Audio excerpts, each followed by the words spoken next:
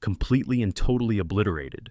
That was the thunderous claim that jolted the entire international community when the President of the United States declared Iran's nuclear program had been laid to rest under a barrage of American bunker-busting bombs. But is that really what has happened? Buckle up, because we are about to unravel a story of vanished uranium, clandestine maneuverings beneath desert mountains, and a conflict so layered with secrets that even top-ranking officials admit they do not fully know what happened.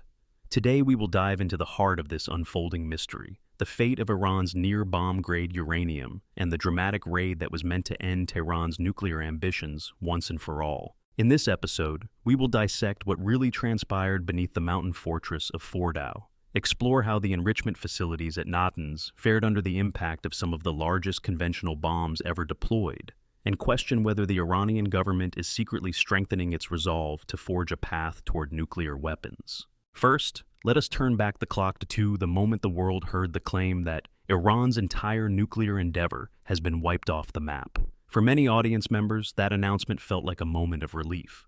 After all, the standoff over Iran's nuclear capability has dragged on for more than 2 decades, fueled by questions about whether Iran is truly seeking nuclear weapons or merely an independent energy program. But behind the scenes, reports began emerging that crucial bits of equipment and substantial amounts of uranium might have slipped away from the targeted sites just in time. Officials in Washington, still exulting over the airstrike's success, suddenly found themselves forced to concede they simply do not know how much of that near-bomb-grade uranium survived, or where it may have been hidden. So, how do we find ourselves here, with the world's most powerful military unleashing bombs that weigh more than some of the smartest experts ever imagined a warplane could carry, yet failing to resolve the deep questions about Iran's nuclear trajectory? Let us take a closer look at what we know. According to statements made on the morning after the strike, the American vice president insisted that Iran's ability to actually weaponize its uranium had been severely compromised. Citing damage to the centrifuges and vital system components, he assured the public that Iran no longer possessed the necessary infrastructure to convert enriched uranium into usable weapons. Indeed, initial satellite imagery painted a picture of gaping holes in the Rocky Mountain shield that once protected the Fordow facility. If that was all there was to the story, it might have ended then and there. However, intriguing signs soon emerged that the Iranians had prepared for such an assault. A swirl of rumors, partially confirmed by international inspectors, suggests that large cargo trucks had been seen positioned near the entrances to Fordow just days before the bombs fell. Whether those trucks removed secret documents, key centrifuge parts, or even the uranium itself remains a matter of speculation and painstaking intelligence work. Adding to the unsettled atmosphere, the Director General of the International Atomic Energy Agency texted a terse message indicating that the uranium in question was no longer where his inspectors last saw it. With Iranian officials brandishing accusations that Washington planned this strike even as they were pretending to negotiate, trust between the two sides has plummeted to new lows. But there is a deeper historical subplot here, one that involves sabotage, software worms. In other words, the explosive realm of covert operations. Over 15 years ago, the joint American and Israeli covert program inflicted heavy damage on Iran's Natanz facility by causing roughly 1/5 of the centrifuges to malfunction catastrophically. Yet in the wake of that sabotage, what happened? Iran rebuilt, bigger and stronger than ever, boosting the number of centrifuges from a few thousand to around 19,000 before everything changed with the recent strike.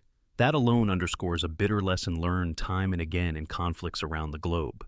A single catastrophic blow, no matter how sophisticated, does not necessarily extinguish a nation's nuclear ambitions. Indeed, after triumphantly claiming the lines had been permanently severed, many American officials still find themselves searching for confirmation of whether or not the job is truly done. One might argue that the seeds of the current crisis were sown in the early 2000s, as diplomatic efforts and sanctions efforts dragged on year after year. The nuclear deal from the middle of the next decade, championed by the previous American administration, briefly slowed the Iranian program and introduced unprecedented global inspections that provided, for a fleeting moment, greater clarity regarding Iran's stockpile and capabilities. But after that deal was torn up, the cameras that once kept a watchful eye on every significant piece of nuclear equipment became less numerous and less trusted. Now, as war rages, Iranian officials have announced all international inspections are suspended indefinitely.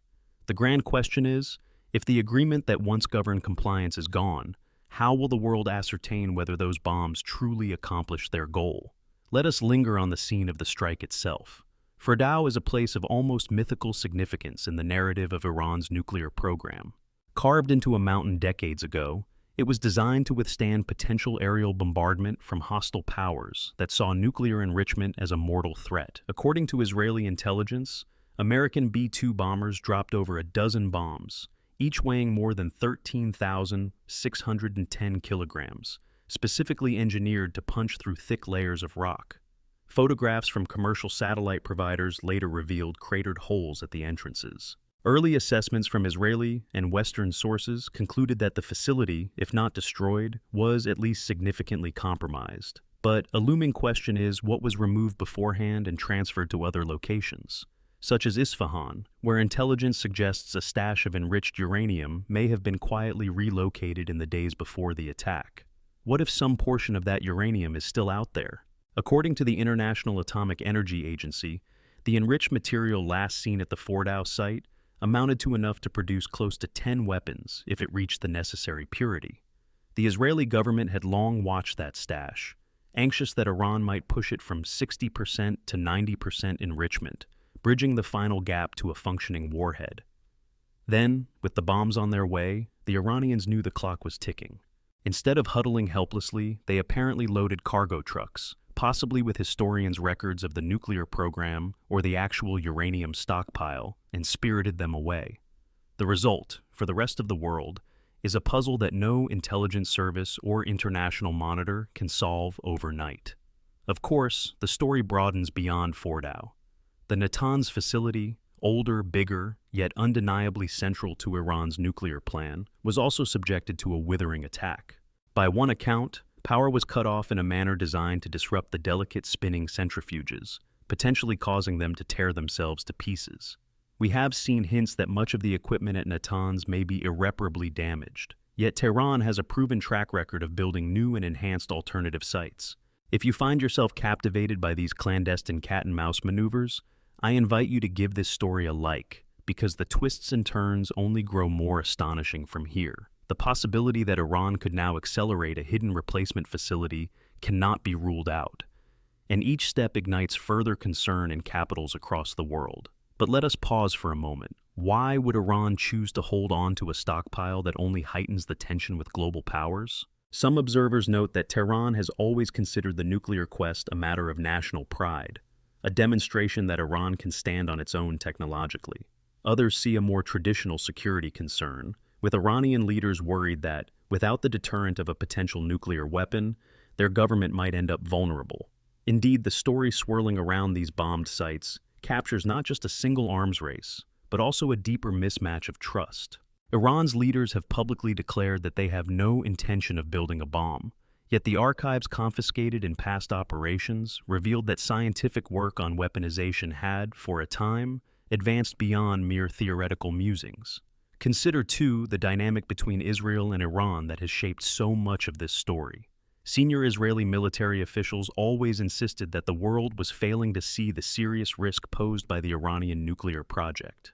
For them, Fordow and Natanz were ready-made nightmares, protected by mountains and designed for secrecy.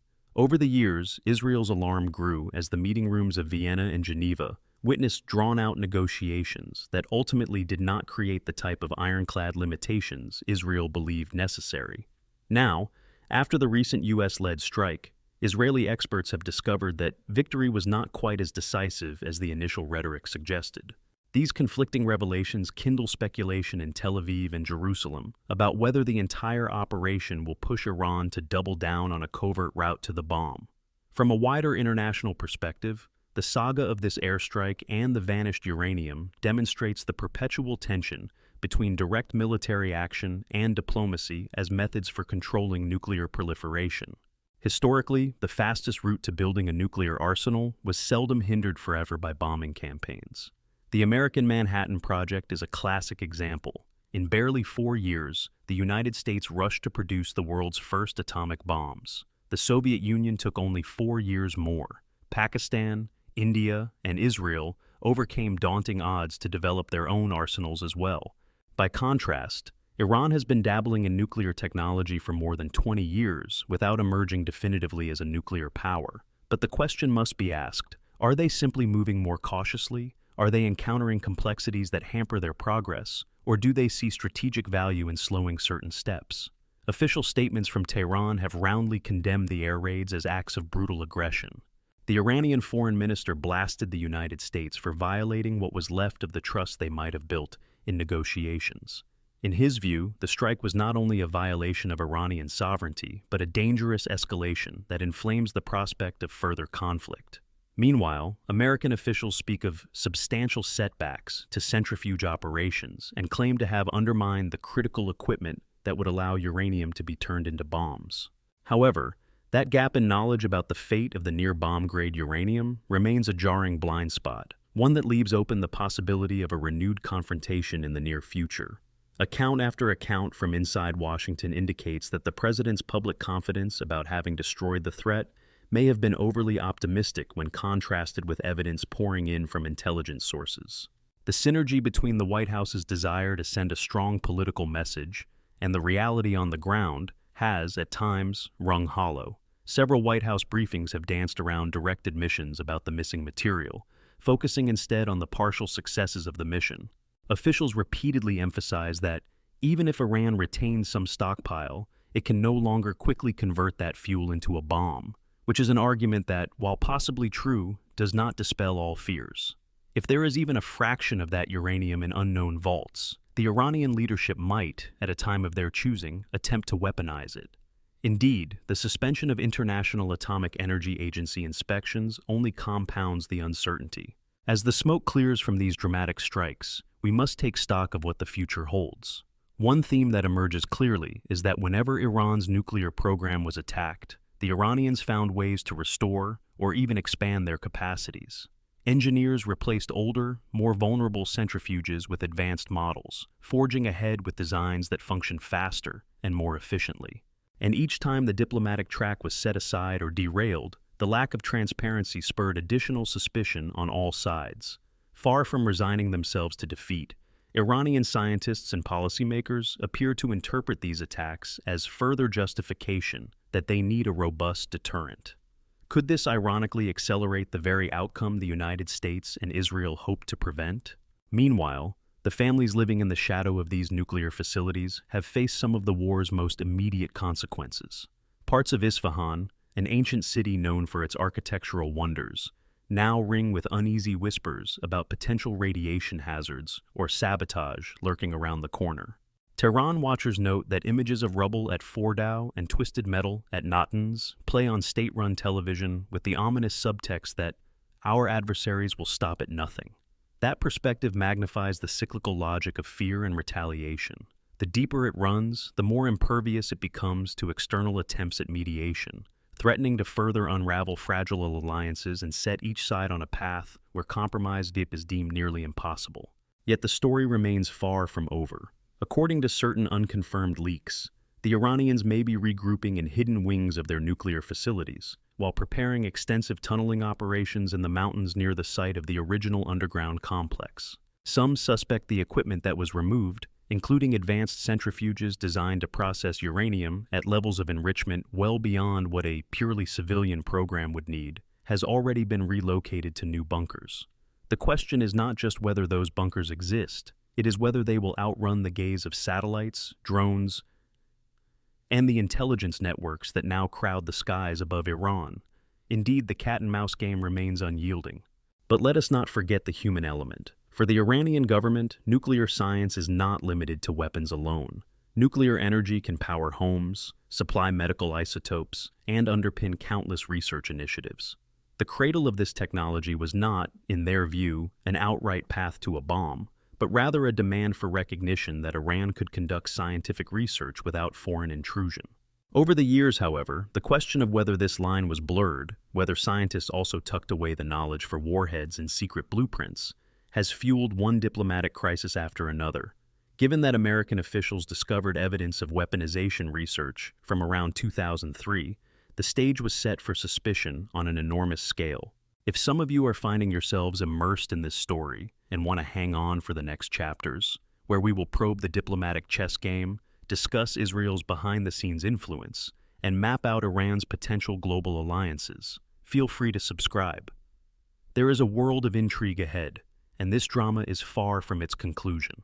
Which brings us back to the core predicament. While the White House celebrates the destruction of Iranian infrastructure and cites it as a major victory, the officials who brief reporters on background are forced to hedge every statement with admissions of uncertainty. They say the warheads are gone, the centrifuges disabled, the electrical systems wrecked. Then, with the same breath, they concede there might be 400 kilograms of near-bomb-grade uranium missing, the sort of detail that can keep any security analyst awake at night. One pressing question rises above all else. Does the Persian Republic's leadership now feel cornered enough to push full tilt for a nuclear deterrent? They might believe that the only surefire way to prevent more bombs falling on their doorstep is to build a weapon so formidable that no one would dare challenge them again. Historically, that is not a novel calculation. It is, in fact, reminiscent of countless other nations' approaches to safeguarding their sovereignty, from the Cold War era to the standoffs between India and Pakistan. Add into this volatile mix the fact that some in Tehran now see the sabotage inflicted by software and the more overt sabotage inflicted by bombs as a single continuum of aggression. They do not distinguish between a carefully designed computer virus that wrecked some of their centrifuges and the bombs dropped on Fordow's thick walls. They cite these as reasons why trust in Western negotiations is at rock-bottom levels. With each strike, they argue, external forces push Iran deeper into the mindset that an ultimate deterrent is the only guarantee against total subjugation. On top of all this, we must look forward to the shifting attitudes across the region. Arab Gulf states, historically wary of Iran, may find themselves reevaluating alliances. Russia and China, who have often played roles in balancing global pressures, might see an opportunity to broker deals or increase their footholds. Meanwhile, the United Nations, already overburdened by crises around the globe, faces the challenge of bringing Iranian representatives to the negotiation table. The International Atomic Energy Agency is left in the lurch, with inspectors who were on the ground before the conflict now uncertain if they can ever re-enter the bombed-out facilities to conduct safe, thorough examinations. In many ways, the repercussions from this single night of airstrikes echo far beyond the cratered mountainside. They reach into the heart of the world's nuclear non-proliferation framework and raise pointed questions about whether bombing runs or crippling sanctions are indeed effective or merely pushing determined nations to fortify their nuclear ambitions further.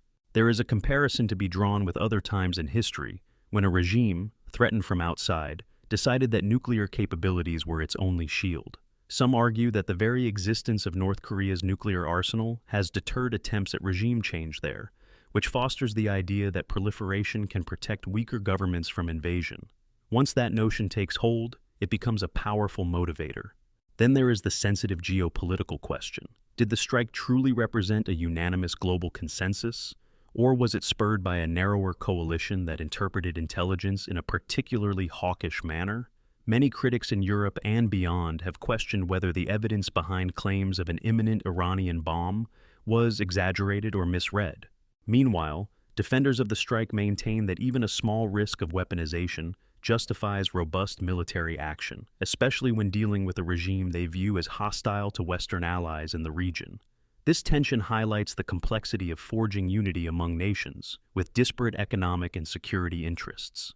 While details continue to trickle out daily, a big question remains wide open.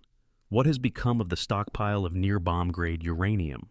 The official line is that it was disrupted, but not definitively neutralized. Tehran has released no statements confirming exactly where the material sits, aside from cryptically asserting the right to defend everything that belongs to us. A handful of intelligence reports hint that some of the casks were relocated.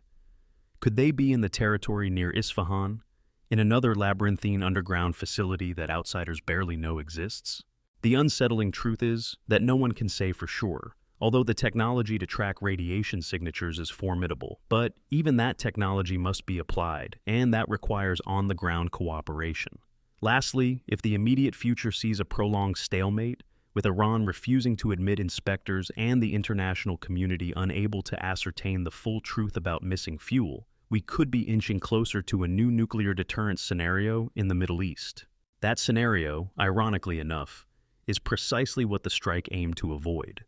The threat is that any illusions of security provided by the bombing might come crashing down if fresh evidence emerges that Iran has advanced faster in the shadows. On the other hand, proponents of the operation argue that even a partial delay is worth the effort, given the consequences of letting the Iranian nuclear program achieve a big leap forward uninterrupted. Just as these questions begin to overlap with the everyday concerns of people around the world, oil prices, regional alliances, and the risk of a broader conflict, our story also intersects with the real lives of Iranians. Everyday citizens wake up to the rattle of warplanes overhead, or the ominous threat of the next sabotage attempt. They wonder how it came to this, how their proud heritage of science and energy research turned into an international standoff. At the same time, the terror of a nuclear-armed confrontation looms. While some Iranians who champion the government's stance see the nuclear program as a rightful symbol of independence, others fear that continuing down this path only invites more sanctions, more devastation, more isolation. Then there is the United States, wrestling with how to respond to the complexities of a regime that has proven surprisingly adept at surviving. Time and again, American administrations have alternated between diplomacy and pressure, never fully quelling the Iranian nuclear drive. Some American advisors argue that the only way to permanently end the standoff is to remove the nuclear knowledge from Iranian minds, an impossibility in practical terms. Others recast the problem in moral language. An oppressive regime should not hold nuclear blackmail potential over neighboring countries and the broader world. Yet the question remains whether bombing, sabotage, or sanctions can definitively remove the impetus behind these programs.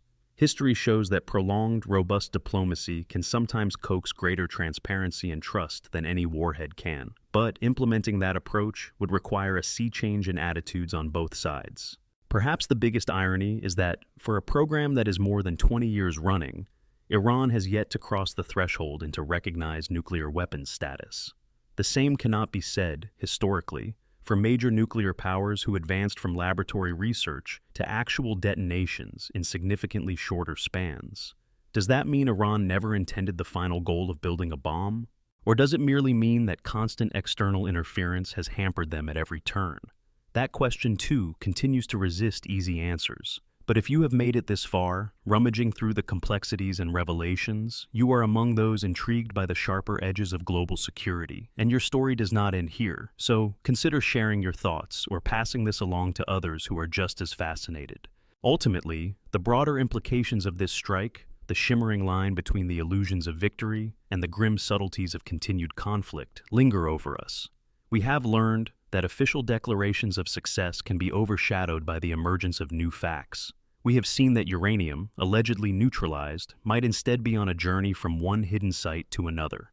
We have realized that the fate of international inspectors, cut off from their mission in Tehran's facilities, leaves critical questions unanswered. The world is left in a waiting game, uncertain where the next move might come from. One can only hope that, someday, the voices of negotiation and peace will rise above the din of warplanes and missiles. For now, the day after that mighty strike on Iran's nuclear infrastructure stands as a fleeting moment of triumph, overshadowed by the possibility that, somewhere in the shadows, near bomb-grade uranium silently awaits its next chapter.